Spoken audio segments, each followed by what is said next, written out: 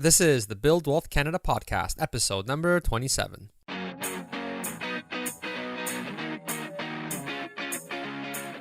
Welcome to the Build Wealth Canada podcast, where it's all about becoming debt-free, accelerating your wealth, and taking control of your money.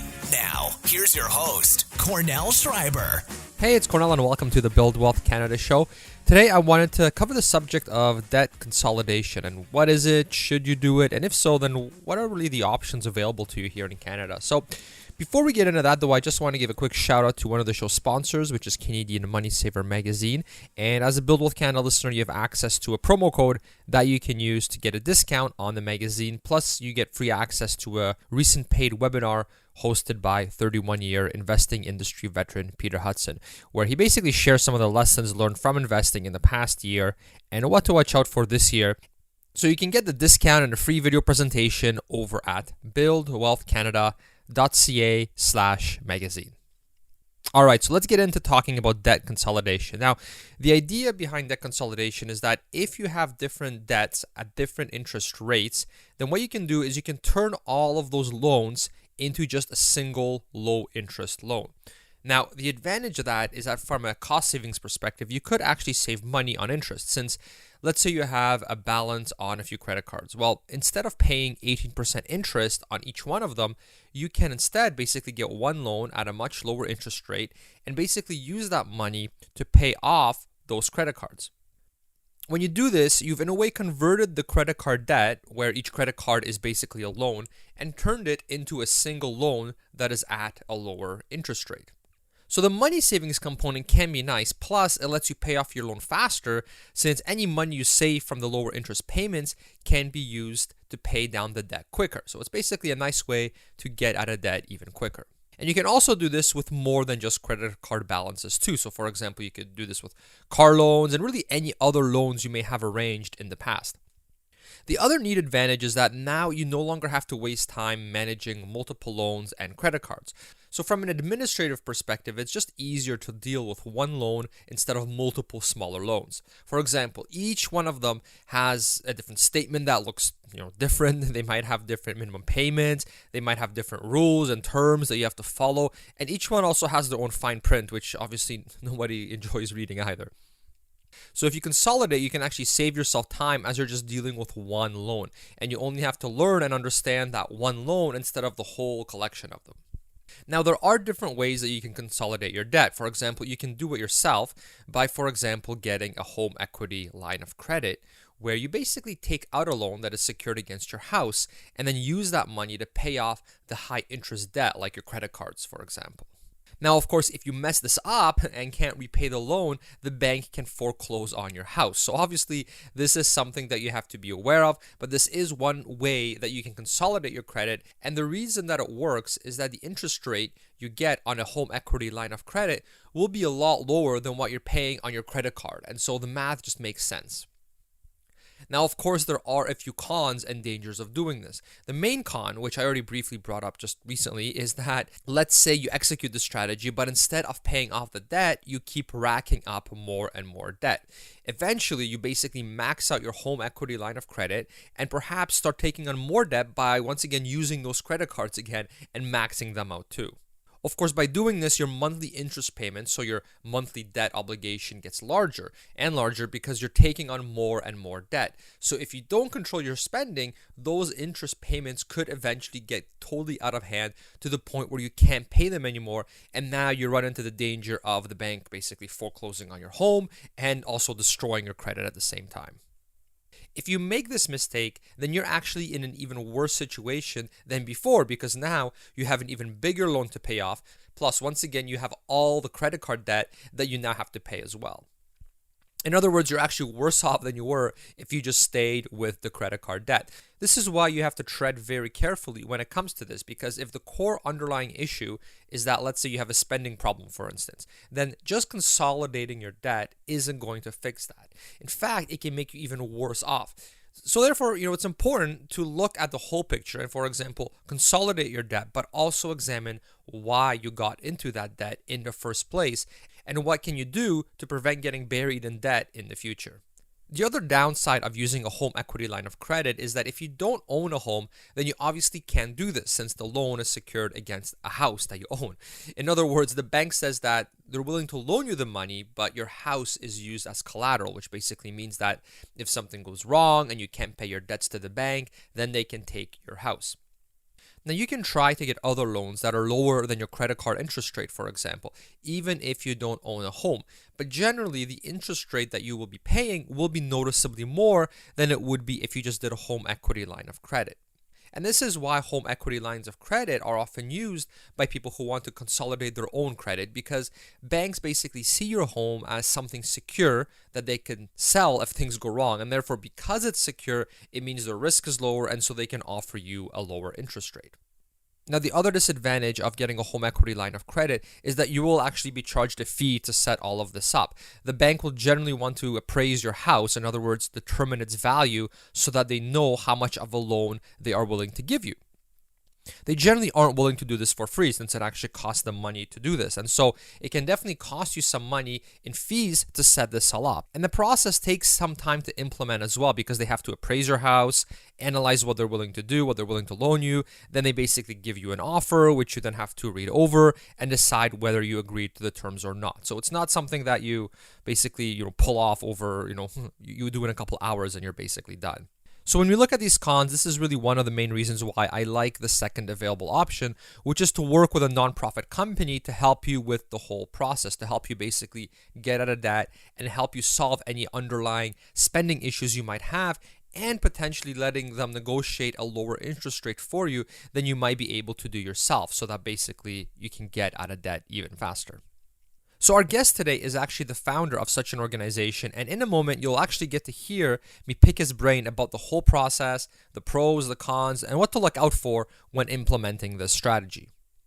Now, I've always been curious about organizations like this because some of them, like the one with our guest today, actually help Canadians with the underlying issue, which is preventing them from getting into debt trouble in the first place, as opposed to just offering a low interest, consolidated loan, which, as I mentioned earlier, can actually make you worse off if you're not careful and if you don't solve the underlying debt accumulation issue.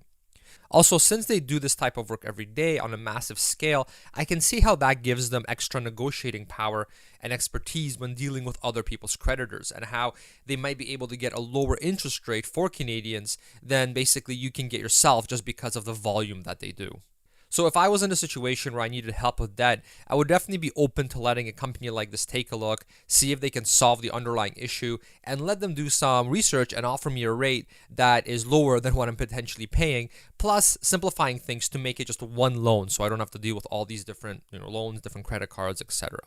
And also, it's not like you have to pay the money up front to get them to do this for you. So basically, if you don't like what they propose, you can always just walk away. But it basically, doesn't hurt to at least let them look at what they can do for you, since it might be better than what you can get yourself, such as a lower interest rate. Plus they can hopefully help you solve that underlying issue that's causing all that debt in the first place. So, anytime somebody kind of is offering to do this work for me or to help me, and there's really no fee up front, right? Then I'm generally pretty open to to letting them help, because you never know, right? I mean, they give you an offer. If you like it, awesome, you go with it. If you don't like it, if whatever reason, then you can just walk away, right? You're not obligated to do anything. So it doesn't hurt to listen, because if somebody especially has something that they can offer you that can kind of make you better off, make you pay less in interest or solve some debt issues that you may be having. And of course, this is something that you just don't get if you decide to just consolidate your own debt through a home equity line of credit, for example. So to give you some more insight on this, my guest today is Jeff Schwartz, who is the founder of Consolidated Credit Counseling Services of Canada. And if you want to learn more about them or have them see if they can get you a lower interest rate on your debt so that you can basically get out of debt faster, or help you solve sort of the underlying problem that you may have that keeps getting you into more and more debt, then you can go to buildwealthcanada.ca/debt. So just DEBT. All right, Jeff, welcome to the show. Thank you. Happy to be here. So Jeff, great to have you on. I've always had quite a few questions about consolidated credit. I was talking to you offline before about how, you see the ads. I remember seeing them, on the subway and transit, and you're always kind of curious about it. So it'd be nice to pick your brain a little bit about what actually consolidating your credit means, what it is. So maybe just to kick things off, I thought we could start kind of at that introductory level and then ramp up the questions a little bit later, get a bit more advanced. So, I mean, to start us off, for those who haven't heard about this, what does it actually mean to consolidate your credit? And maybe even more importantly, in what circumstances should somebody actually consider consolidating their credit? Well, that's an excellent place to start. And credit consolidation or debt consolidation really is just a means of making your money work more efficiently for you. And the idea is that it's the process of combining one or more debts into one loan. So you're only making one payment at the lowest possible interest rate. So instead of making several payments to all your creditors over the course of a month, you make one payment towards this loan or program. And truthfully, because the interest rate is lower than what you're already paying, the idea is that your money is working more efficiently for you and more of your money is going towards paying down your debt rather than servicing high interest and fees. And the idea here is that you're going to be paying less interest over time and be able to retire your debt a little bit quicker.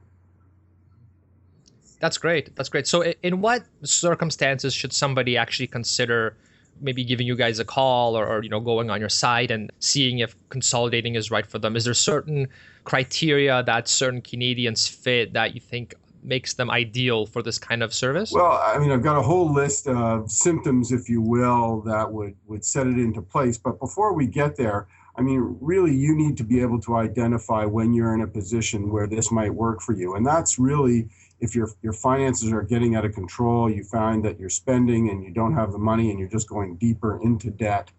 And that's the time where you really need to take a look at your budget and reevaluate your spending and if you're saving at all. Many Canadians are not saving at all or even at a very low rate, and that causes some concern.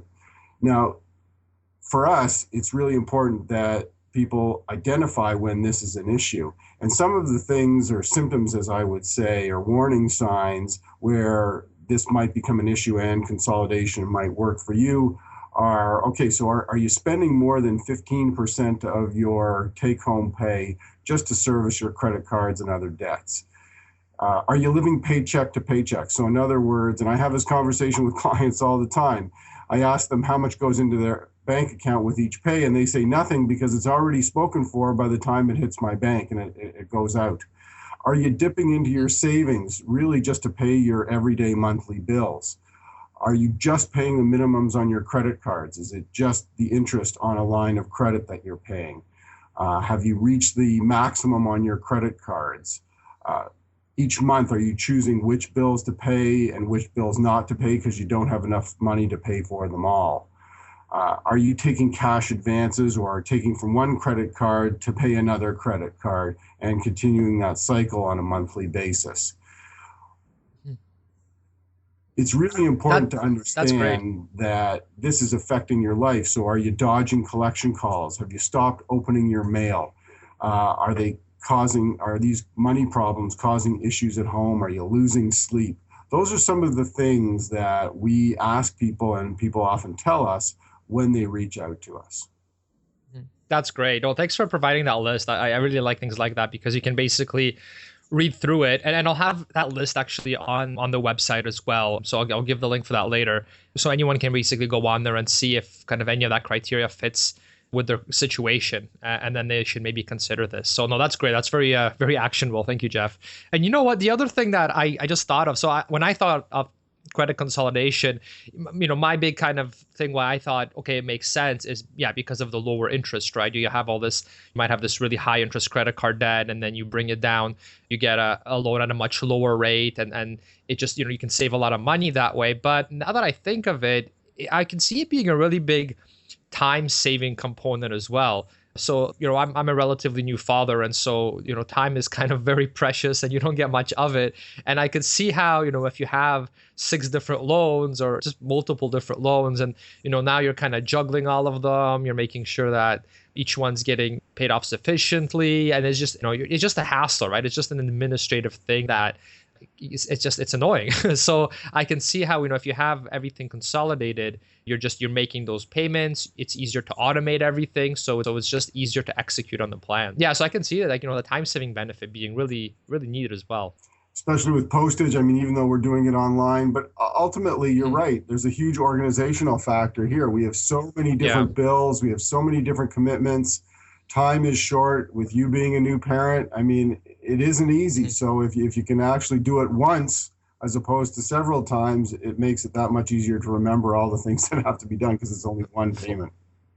Yeah, for sure. I mean, I do everything online, but still, I mean, I don't want to have to log into 5 different sites, credit card, sites or whatever the case may be, right? So that's, that sounds really appealing. Now, so if somebody does a service like this, how does it work in terms of, like, do they have to pay, like, let's say to go with your services, do they have to pay like a fixed amount for it, or how does it work for the client, basically? Well, for Consolidated, I mean, it's a fairly in-depth process. And from that perspective, our goal as credit counselors is to be able to ascertain what some of the issues are as they relate to you individually. And what has gotten you to this point where you're struggling with managing your finances and you've dug yourself a hole of debt. And that's the first step, is really understanding what got you to this point. And the first step for the consumer is admitting that they have some sort of concern, but that when they reach out to us, we want to do an in-depth assessment of how they got to this point. And truthfully, what are they doing or what have they done up to this point to rectify the situation? And sometimes that's where some of the mistakes have happened and they've dug themselves deeper into debt. Other times they've actually done some fantastic things and they've hit some roadblocks along the way. That's where they come into us. And truthfully, I mean, 90+% of our services are free. Any assessment, any consultation, any financial education that's available is free to you. I mean, we want to get people the help they need when they reach out for it. There is some programs that do require a small fee, and that is only based on whether they qualify for the program, whether the consumer thinks that that's the best program for them and they want to take advantage of it. And then we will intercede with their creditors to negotiate on their behalf. And there's a small fee associated with that, but truthfully, it's a pittance compared to the savings and the guidance that they're going to get along the way. Yeah, and I mean, that makes sense. I mean, you have to pay your staff to actually physically contact these creditors and reach out to them and then kind of negotiate and do all this kind of legwork. So yeah, that makes sense. And but it's great how you guys actually provide a lot of free content, a lot of free kind of I guess it's like also free kind of counseling and education about best practices when it comes to getting out of debt. Yeah, so I mean that's really that's great. I mean, you said 90% of it's actually free, so no matter what situation you're in, you can kind of check you guys out and talk to you guys and at least learn a thing or two. So no, that's great. Thanks for sharing. Yeah, so one common argument against credit consolidation services that I've heard is that they don't really solve the underlying issue. And you've kind of already addressed this a bit, but the people that are against credit consolidation services say that, well, somebody might consolidate their debt, which basically frees up space on their credit cards or their line of credit. And then they just basically end up taking on more debt since now they have, extra room on their credit cards because they've consolidated, and, they haven't actually changed their lifestyle. So, they go into credit consolidation and then they basically end up getting in more debt, because they haven't actually adjusted their lifestyle, to live a debt-free lifestyle. So you've kind of talked about this already a bit about how you provide education on how to kind of not get into this hole. What are some of the things that people can do to prevent this from happening to them? And just so you know, I'm in total agreement with your comments on this and other comments out there that unless we change the behavior, there is a high tendency that this is going to happen again. Right. And that is so important, especially with all the distractions that we have. Spend more money to keep up with the Joneses, to have the latest and greatest, and so forth. So from that perspective, I totally agree with you. And that's one of the reasons why I say that one of the most important things is the consumer needs to admit that they've got some concern here before we're going to be able to move them from that spot of, okay, I've just freed up all this space on my credit card and I've taken on more debt, even though it's more efficient debt, but now I've got all this room and I feel like I've won the lottery and can go spend again. We want to move people from that and get them to change their behaviors. But there are some certain things that they can do individually as it relates to consolidation that will prevent them from going down this road. But first, we need to differentiate between what a do-it-yourself debt consolidation is and what we might offer, which is a debt management program. And when you take the do-it-yourself approach, you're essentially consolidating all your balances into one credit card with a lower interest rate, or taking on some sort of consolidation loan with a lower interest rate and putting all your debts into that. And the idea is that, as we said before, is to make your money work more efficiently for you. Now, in order to do that, and this is where consumers need to understand that if there is going to be a benefit of consolidation, they need to have a very strong credit rating to be able to qualify for that lower interest rate. Gotcha. And they need to commit to avoiding using any credit, as we've talked about, until that balance is paid off in full. That's the only way a do-it-yourself plan is going to work. So firstly, that they have a strong credit rating and can get the lower interest rates, and like we said, commit to not going further into debt. Now, under a debt management program, it's a little bit different because you're not taking on additional debt. Actually, we're negotiating with the creditors to reduce the interest rate on your existing debt. So it makes it that much easier to pay off with less interest and at a more rapid rate. I mean, our goal with our clients is to have them debt-free within 3.5 to 4 years. Sometimes it stretches out to 5, but the goal is kind of 3.5 to 4 years, and that's paying back the debt in full. Now, so your ability once you're on this program is essentially stopped to lend any more. The creditors don't want to lend you any more money at higher interest rates while you're paying off this debt at a lower interest rate. So reality is your ability to spend on credit is typically frozen until that debt is paid off in full. Now, in addition to that, accredited credit counseling agencies should be providing their clients with the resources and tools so that they can learn how to better manage their finances. And that's the beauty of going with credit counseling, is that we'll be there to hold your hand throughout the process. There's this thing called life that often gets in the way of our finances, and whether it's a car that breaks down or a child that needs a filling at the dentist, it could be any number of things that get in the way, and it's just called life. So having a credit counseling agency there behind you to work with you during this time while you're paying off the debt is so important, because it gives you options. It helps you work through your budgeting so that you can stay on track and pay this debt off. And the idea is, through the education, through the change in behavior, that you're going to be able to carry this on into the future and prevent from going into that type of debt again.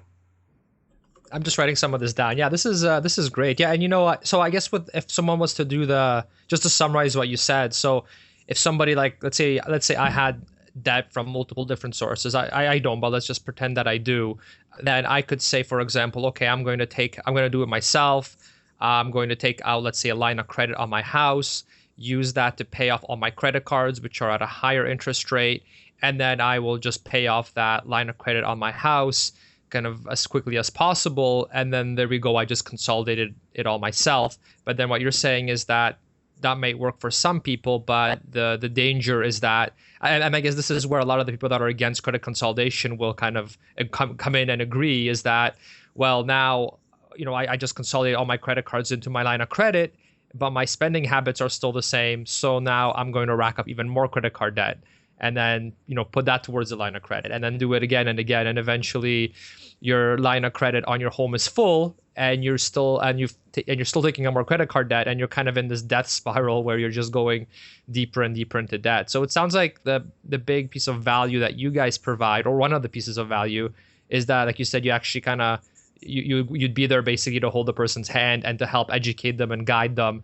so that they don't kind of fall into this death spiral. Basically, it sounds like, which I could see being so dangerous for a lot of people. Yeah, so that's great. And I guess the other thing is you said you guys negotiate with the creditors as well, which I guess can be very time consuming and maybe difficult to do if you're, don't feel comfortable doing that or you're not experienced. So I guess that's also kind of another good piece of value. Yeah, no, so that's great. That's really interesting. That's really, I can definitely see why somebody would go with kind of a service like yours as opposed to just doing it themselves, because they do actually get a lot of extra value from it. That's great. Now, you brought up another excellent point that I didn't bring up, and I'm not sure if you knew that you did or you didn't, but it's something that many consumers don't realize or understand the impact of, is that in many cases when they do take out some sort of consolidation loan, they have to have it secured by some sort of asset. And in many cases, especially in Canada, it's going to be their home. And in order to get those really low interest rates, the creditors definitely want some sort of security on there. So you think about that. If I'm taking an unsecured credit card or an unsecured loan and paying it off with a secured loan by my house, that's a real concern, because you're exchanging unsecured debt for secured debt. And if that's the case and you stop or you get into a bind or you ring up debt again on those credit cards and then you can't afford to pay that secured debt anymore, well, then truthfully, the creditors have the option of collecting on that security if you're not servicing your debt. So something really important to consider, that you're putting your house on the line when you take out these consolidation loans. So it's even more important that you change your spending behavior so that you don't put yourself in jeopardy. Yeah, that's a great point. Yeah, that's pretty terrifying, where you might kind of think, oh, well, I did a great job. I moved my high interest credit card to my home equity line of credit and I'm paying so much less now. Everything is well. And then if you get kind of fall into that spiral, eventually they could literally repossess your house if you basically messed it up. So I could say, yeah, you're opening up yourself to a catastrophic loss if you do it yourself and if you actually mess it up. So I can see, yeah, that's a really, really good point.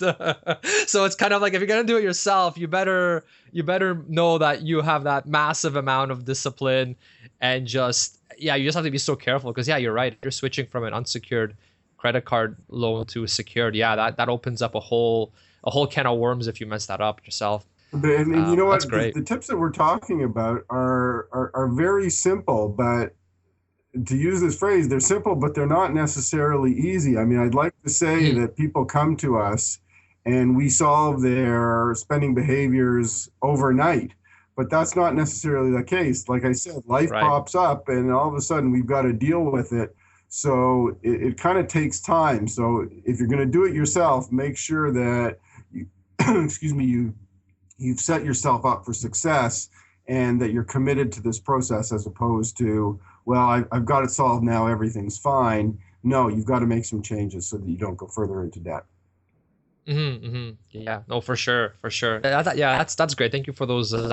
For that. So yeah, just on to my next question. So since you deal with a lot of individuals that have actually gone into a pretty significant amount of debt or are probably struggling to get out, what are some of the most common mistakes that you see people make that get them into that situation in the first place? Well, I mean, truthfully, firstly, people need to understand that debt doesn't discriminate. We use that phrase all the time because whether you're rich or poor, man or woman, young or old, highly educated professional, or went to work right out of high school, it doesn't matter. Depending on what stage you're at, you still could end up in debt. And those are the people that we see. So the people that we see, it's right across the board. So everybody is susceptible to it if they're not managing their finances. And those reasons as to why they get into debt vary from person to person. And with that in mind, it could be divorce, it could be medical, it could be job loss, it could be overspending. But ultimately, the reason is people are living beyond their means and they're relying on credit to fulfill those needs and fill the gaps, whether it's short-term, long-term, chronic, whatever it might be. They're living beyond the amount of money that they have coming in. Now, it's not an easy situation to be in, but we really want to make sure that people understand they can get this under control. And one of the ways that we see in Canada, especially, that people have not protected themselves is the tremendously low savings rate. Now, I think we're probably somewhere between 3 and 5%, but it used to be upwards in the high teens, probably 20, 30 years ago. So for us, there's no reason why we can't see it at least get to double digits from where we are now. It's just a matter of paying attention to it and committing to it. And those sorts of savings habits will help them in those times of uncertainty. For sure. Yeah, I'm always surprised to hear those numbers being so low. It's a little scary for sure, especially because I mean there's still retirement you have to save for, unless you really want to be frugal to the extreme when you're retired. I mean, it's not a good idea to just rely on the government benefits that you get, right? And even for people my age who are, kind of more so on the younger side, we don't know what the status is going to be of these different programs once we're older, right? I mean, maybe there won't be as much money to use for people, for our generation at least, right? So, you definitely want to make sure you're saving so that you're not fully reliant on the government. So I can see, the savings rate thing is critical. But yeah, it just blows my mind every time I see that stat, how low it is in Canada. It's pretty terrifying. Well, think about it too, as it relates to government programs. I'm not sure if you saw it, but this week a study came out, or a report came out, I believe it was from StatsCan, that indicated we have more people at 65 plus than we do at 0 to 14 years old. So if you look at the opposite end of the spectrum, who's going to be funding their retirement? There's a lot less people to be doing that unless there's money in the bank. And it's something to consider when we're planning for our retirement. So a lot of what you said, planning for retirement, making sure that you're not carrying a whole lot of debt into retirement because your income is likely going to drop, and so that you have enough to be able to not only live and meet your everyday living expenses, but also, if you're carrying debt, to be able to service that debt. So you want to make sure that you can limit that as much as possible going into retirement. And if you look at the debt numbers on how indebted Canadians are right now, that's a real scare for a lot of people. I mean, I tell this story about someone. I was getting my car repaired and they had a shuttle service, and I was talking to the gentleman, and it was an older gentleman, not that old, but I talked to him about what he was doing and why he was doing this job. And he said, well, truthfully, I retired from my job. I had a great paying job. I have a really decent pension.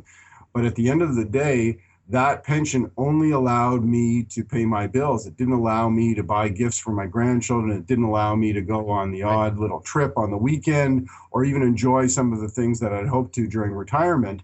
And he said, now I'm working 3 days a week. I'm sharing the other 3 days with another retired gentleman.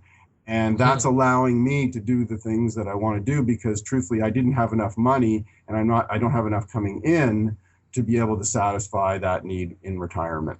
So he's taken on that extra job to do that. And we're seeing a lot of people kind of 55, 60 plus doing that sort of thing. Yeah. As a younger person, I find that's kind of a kick in the pants. It's a motivating thing. I remember like when I used to work at Costco when I was back in high school, and we would serve, how they have those samples where you prepare food for people. So I used to do that. And I remember there was a few ladies that were also doing it at the same time I was, great ladies, wonderful ladies. But yeah, they were basically they were in that job to basically help fund their retirement, because I guess, I'm guessing they didn't save enough, right? And so they had to do kind of that job. So, you're standing on your feet for 8 hours a day, serving food to people. I don't know. Like personally, that's not something I would like to do in my retirement. So for sure, I think it's a motivating thing to see, to kind of do what you can now as you're younger, to not sort of get into this situation where you're forced to kind of work in order to be able to enjoy the things you want in your retirement. If you want to work in retirement for fun, and get some money and you enjoy it, then that's one thing. But I think, if you're forced to do it, that's very unfortunate, I think, for sure. And the savings rate is the big thing that can help. Yeah, and ultimately, what got us into that situation in the first place? Likely it was overspending and living beyond our means. And that's something that we see a lot of. We see it with everybody, is that they've been using their asset, their home, as a cash register, and feel that Right. that is some sort of income for them, as opposed Right. to saving it for retirement when they perhaps don't need as big a house and they can sell the house and move Hmm. into less costly accommodations, and they can Yeah. live off of that. But right now, from what we can see in many cases, and because we have such a strong housing market, people have been using their houses as cash Yeah. registers through their lines of credit to subsidize spending that really is not absolutely necessary. And that's one of the big things that we talk about on a day-to-day basis, is understanding what is a need and what is a want. And I think over time, especially over the last decade or so, Canadians have been very good at blurring the lines between what's a Hmm. need and what's a want. I For really sure. need the newest, latest, and greatest electronic device because my neighbors have it and I want to make sure that I have it as well. Is that really a need? Is that really a want? Hmm. We're seeing all sorts of telecommunications packages go through the roof, whether it's cable, telephone, data Yeah. usage. And that's one of the biggest line items in people's budgets right now. It used to be one of Hmm. the smallest parts or not even existent. Now what we're seeing is $100, $200 a month being spent on the cell phone and the data packages, and Right. that's really kind of eating into their budget. So people need to understand, well, do I really need this? Am I watching those 700 channels that are available to me? Is there something that I can do to Yeah. reduce that cost? And are there Exactly. other areas in my life, once I've looked at my budget, to say, listen, I can cut down? I mean, there's a reason why there's coffee shops on almost every corner. And that's because people are going to them and they're spending money on them. And is that feeding a need or is that feeding a want? My guess is in most cases it's feeding a want. So there's probably dozens of areas within our life that we can look at and say, is there a better way to get similar products and services at a lower cost, especially if we're trying to retire debt and perhaps increase our savings? For sure, for sure. Yeah, I definitely believe what you just said. I couldn't agree more. Yeah, no, for sure. I think the sort of need versus want thing is this thing to be really conscious about, without a doubt. Yeah, for sure. Yeah, no, I talk about it quite a few in some of the other episodes I've had as well. Now, when we're talking about debt, one of the things that kind of inevitably comes up is the use of emergency funds. So, we have some experts that suggesting that, well, we should just keep our emergency fund in cash, or well, not in cash, but in like a checking account or saving account. And then we have other individuals saying that, well, your emergency fund, your line of credit could be your emergency fund, and so you should be using any sort of disposable cash you have or any cash you have available.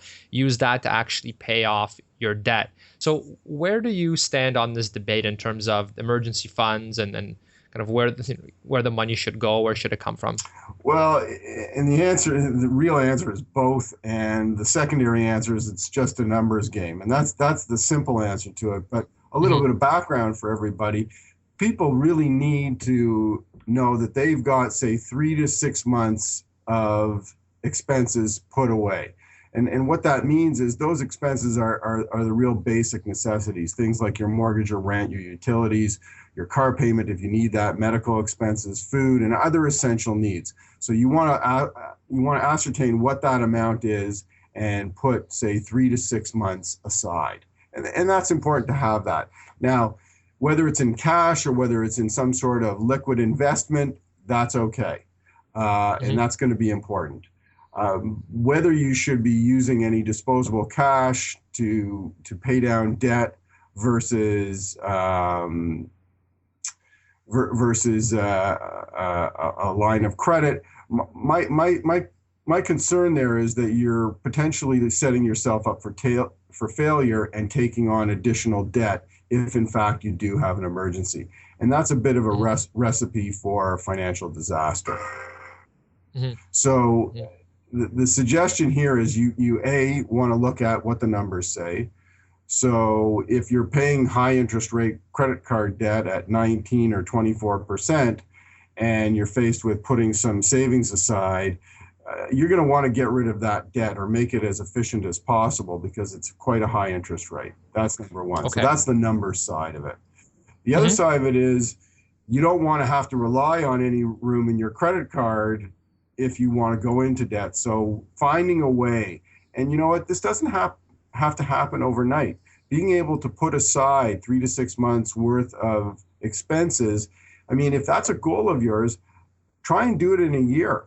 Put that time aside, put the money aside, and try. And then once it's there and once it's sitting there, you know what, put it in some sort of liquid investment, but that's at least earning some sort of positive returns for you.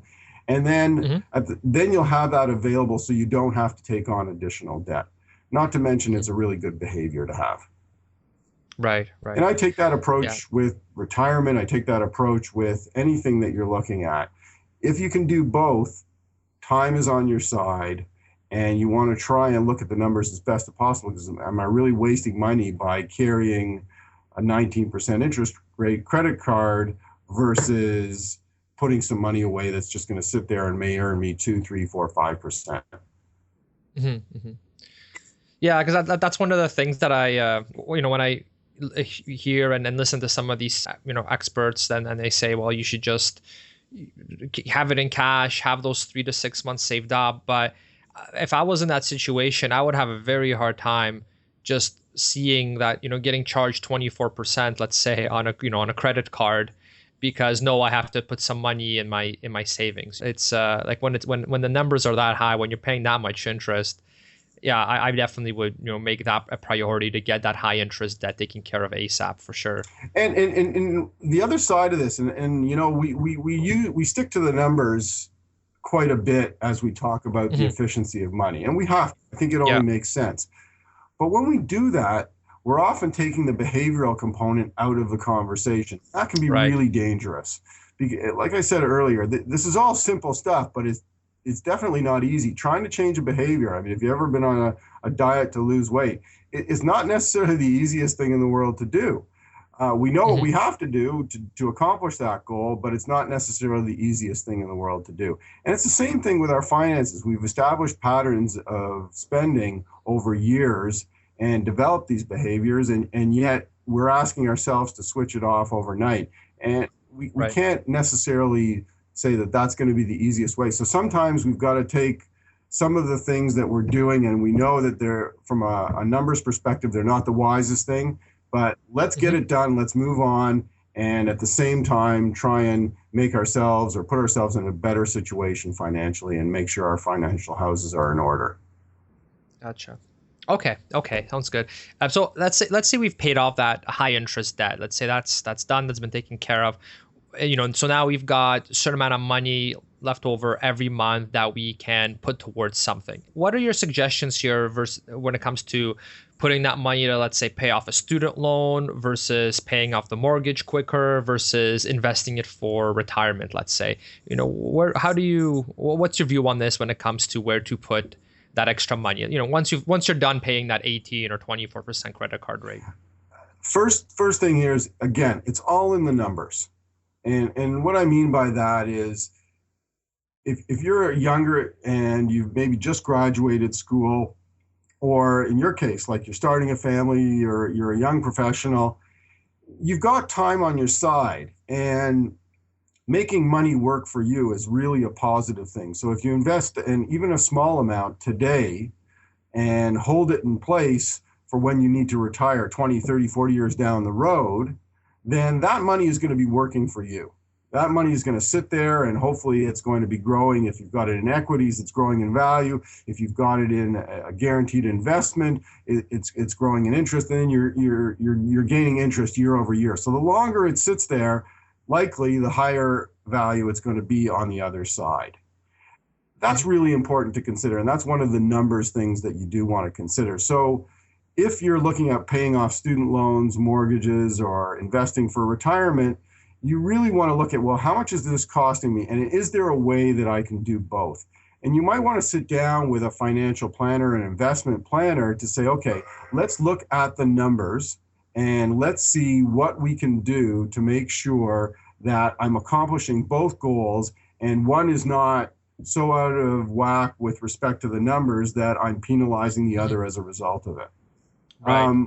Student debt is a huge issue, and I wouldn't mind talking about that for a second. But student debt, I mean, it's a noose around many young kids' necks as they go into the working world. And truthfully, a lot of it gets put on the wayside because there isn't a lot of things they can do about it. They've got so many other expenses, but that's again wants versus needs. And when you're just young and entering into the work world, what makes you think that you can't still live like a student? You can't live the lean life your first few years out of school so that you can take as much money as possible and try and retire that debt as quickly as possible. And that's something that we try and convey to people to say, listen, just because you're working and you have that big check coming in doesn't necessarily mean that you have to live as if you're earning $1 million every year. You don't need that fancy car with the big lease payments. You don't need to live in that expensive downtown condo or apartment. Try and utilize some of that money that you've got coming in and reduce some of the debt while you don't have the obligations of a mortgage, while you don't have the obligations of school programming for your kids and the like. It's really an opportunity for you to get back on track with respect to your finances. For sure. Yeah, you're not paying for daycare every month like we are now. So yeah, for sure. It's when you're starting off and if you don't have those obligations yet, yeah, it can, and then you're used to kind of living that lean lifestyle as well. Hopefully you are, right? So yeah, you kind of have those frugal habits in place, hopefully. And so yeah, I could see how it does make it maybe a little bit easier to pay off that debt versus, yeah, when you have a kid and you've got a mortgage and you've got daycare expenses, it can be a bit challenging for people sort of in those situations. So yeah, no, that's great. So Jeff, for somebody that wants to see, we touched on this already a little bit, but for somebody that wants to see if consolidating their credit is right for them, what is the process that they get taken through basically from beginning to end with you and your team? And that's a great question. So by the time they get to us, they may not have recognize that they have an issue, but at least there's some inkling that they can be doing better than what they're doing right now. And then they reach out to us.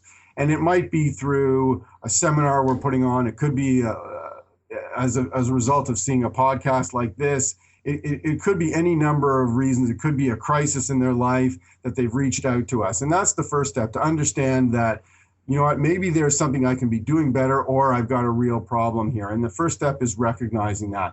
And really a credit counseling session is going to help you identify that or clarify that even further. So from the time that someone reaches out to us, the first thing that we do, and again, when someone reaches out to us, the first person they talk to is going to be a credit counselor. It's not like they have to make an appointment. It's not like they have to wait 3 weeks to get in to see somebody. We want it, and that's one of the things that we do really well here at Consolidated, is we make sure that a live person answers the phone the first time you call in, and you get to talking to them around your situation. We want to take advantage of the enthusiasm or the motivation that they've had to call us in the first place to make sure that we can help them, or at least they leave that first session with some sort of idea that they can be helped or what direction they need to go in to obtain further help in their situation. So that first counseling session is going to be utilized as an assessment. It's going to say, okay, well, what's your current situation right now? What got you into that situation?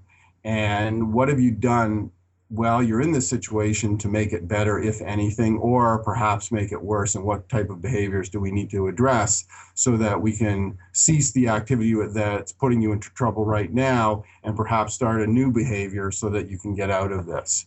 Now, I mean, your journey with credit counseling can start in any sort of fashion. You can drop into our office, you can call us on the phone, you can do a live chat, or you can even make an inquiry by filling out a form, and we're going to respond to that. From that perspective, depending on how you contact us, is how we're going to end up communicating with you going forward.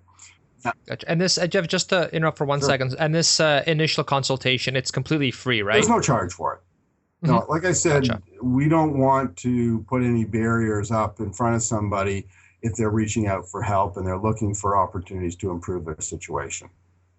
Okay. Now, from there, I mean, that analysis is going to be fairly in depth. We're going to take a look at your debts. We're going to take a look at your expenses. We're going to make some suggestions. There's going to be a lot of counseling and coaching around the point where you need to get to improve your situation. And that takes time. I mean, it took a little time for you to get into this situation. It's going to take a little time for you to get out.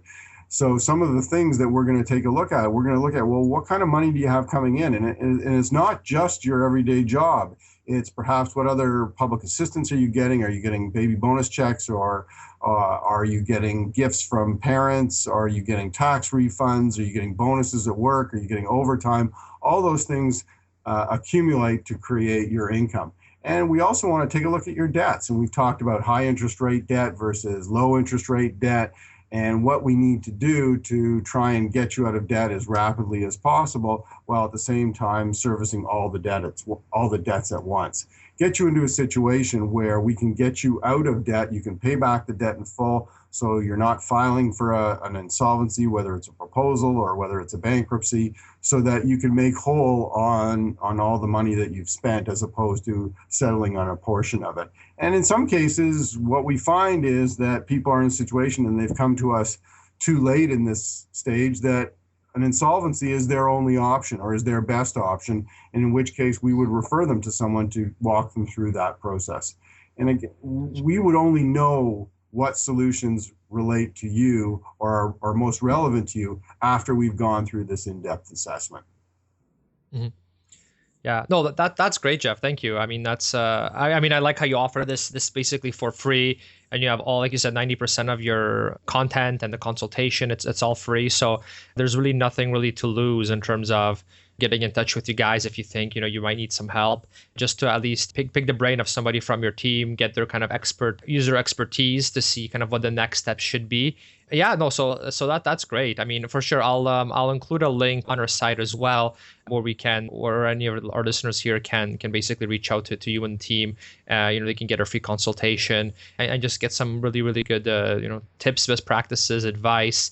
And it sounds like they get like a really custom made kind of consultation specifically for them, and the fact that it actually doesn't cost them anything is pretty. I think that's pretty appealing. So no, that's great, Jeff. Thanks a lot. No problem. And one of the things that it's probably too lengthy to get into right now, and maybe it's another session, but we're marketed, and you opened with this, is we're marketed with so many different opportunities for debt relief out there, and the verbiage around each one, they overlap so much together that it creates confusion in the consumer's eyes. And it's so important that people understand when they do respond to an ad or respond to a call or someone told them about it, that they have a clear understanding of what option is going to be best for them in an unbiased approach, and what options are available, because there are so many different options out there, and there's hybrids and so forth, that it creates some sort of confusion in the consumer's eyes. And that's where we come in. And whether it's a debt management program or a consumer proposal or a bankruptcy or even settlement on some side of things, they need to understand what options are out there and what is the most relevant to them in an unbiased fashion. Mm-hmm. That's great. And you guys are nonprofit as well, That's right? Correct. We're a registered charity. Yeah. That's great. Yeah. So no, Jeff, that's all the questions I had. Thanks a lot for coming on.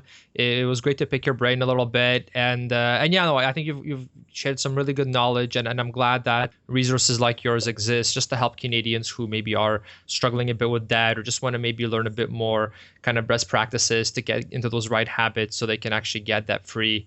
And stop paying those ridiculous credit card percentages. Those are just insane here. So thanks so much for coming on. Yeah, I'll definitely link to your site in the show notes so that our listeners can contact you directly and speak to somebody for free from your team. Excellent. And get a whole custom consultation out of it as well. So that's great. So thanks so much, Jeff. And have a great week. You too. Thank you very much. All right, take care. Bye. All right, I hope you enjoyed the episode. You can get all the links and show notes at buildwealthcanada.ca/27, so just the number 27. And if you want to see if Jeff and his team can help you with any debt troubles you may have and potentially get you a lower interest rate on your debts so you can actually get out of debt quicker, then you can chat with them for free by heading over to buildwealthcanada.ca/debt, so just DEBT. All right, have a wonderful week. Cheers. Thanks for listening to the Build Wealth Canada podcast at www.buildwealthcanada.ca.